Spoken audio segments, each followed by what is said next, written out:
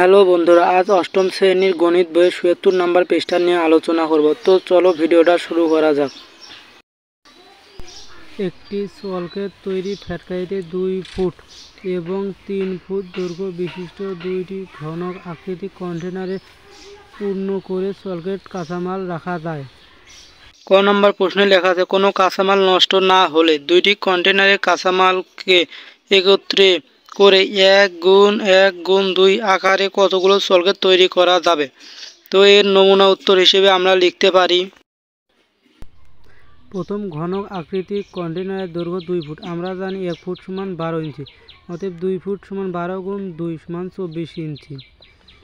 অতএব প্রথম ঘনক আকৃতির কন্টেনারের আয়তন 24 × 3 ঘন ইঞ্চি, অতএব 13,824 ইঞ্চি ঘন ইঞ্চি।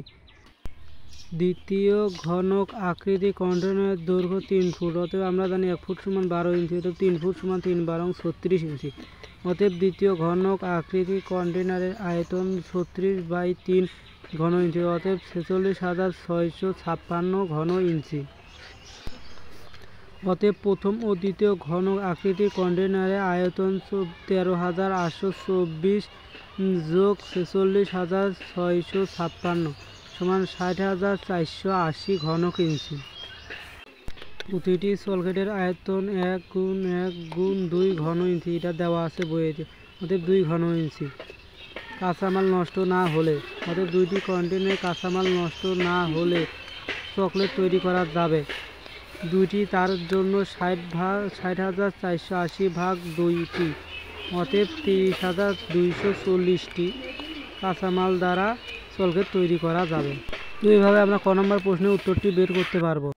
খ নম্বর প্রশ্নটিতে দেওয়া আছে, কোনো কাঁচামাল নষ্ট না হলে দুইটি কন্টেনারের কাঁচামালকে একত্রে 5 × 7 × 1 আকারে কতগুলো চকলেট বার তৈরি করা যাবে। তো আমরা এর নমুনা উত্তর হিসেবে লিখতে পারি, ক নং হতে পারে দুইটি কন্টেনারের মোট আয়তন 60,480 ঘন ইঞ্চি। প্রতিটি চকলেট বারের আয়তন 5 × 7 × 1 ঘন ইঞ্চি সমান 35 ঘন ইঞ্চি।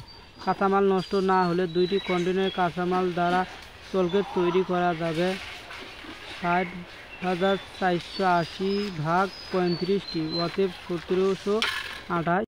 গ নম্বর প্রশ্নে দেওয়া আছে, 5 × 7 × 1 আকারে 1440টি চকলেট বার তৈরি করা হলে কি পরিমাণ কাঁচামাল নষ্ট হবে। এর নমুনা উত্তর হিসেবে আমরা লিখতে পারি, গ নম্বর প্রশ্নে দেওয়া আছে, খ নং হতে পারে কাঁচামাল নষ্ট না হলে 5 × 7 × 1 আকারে চকলেট বার তৈরি করা যায় 1728টি, কিন্তু 5 × 7 × 1 আকারে 1440টি চকলেট বার তৈরি করা হলে নষ্ট হয়েছে 1728 - 1440টি, অতএব 288 কাঁচামাল নষ্ট হয়েছে 288 × 5 × 7 × 1 ঘন ইঞ্চি, অতএব 1080 ঘন ইঞ্চি। ভিডিওটি ভালো লাগলে লাইক করবেন, কমেন্ট করবেন, পেজ হলে ফলো করবেন, হ্যাঁ ইউটিউব চ্যানেল হলে সাবস্ক্রাইব করবেন। ধন্যবাদ। আবার দেখাবে অন্য কোনো ভিডিওতে।